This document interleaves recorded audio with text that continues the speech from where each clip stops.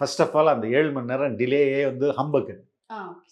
அவருடைய அங்கே கொடுக்கப்பட்ட நேரம் வந்து மாலை 4 மணிலேருந்து இரவு 10 மணி வரையும்.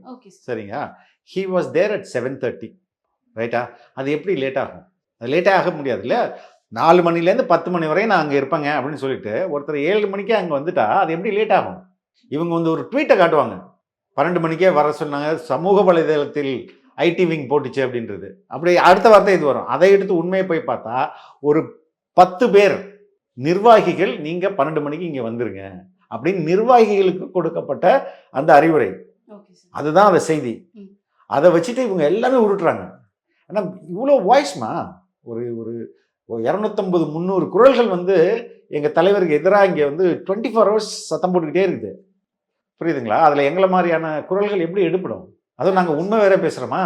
போய் பேசினா நீ என்ன வேணால் பேசலாம்ல. சாலை தடுப்பா இருந்தது, எப்படி வேணாலும் அடிச்சு விடலாம். இப்போ ஸ்பீட் பிரேக் இருந்தது, அதனால் எப்படி வேணாலும் அடிச்சு விடலாம். ஏன்னா அது பொய். அது உங்களோட கற்பனை திறன் தானே. அதையும் எல்லாம் போட்டாங்க பாரு, ஒருத்தன் விடாம.